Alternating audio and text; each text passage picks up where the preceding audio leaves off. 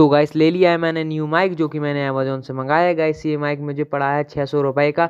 Guys इस video में मैं आपको बताऊंगा इस माइक की क्वालिटी कैसी है और 600 रुपये में आपको कैसी माइक की क्वालिटी मिलेगी।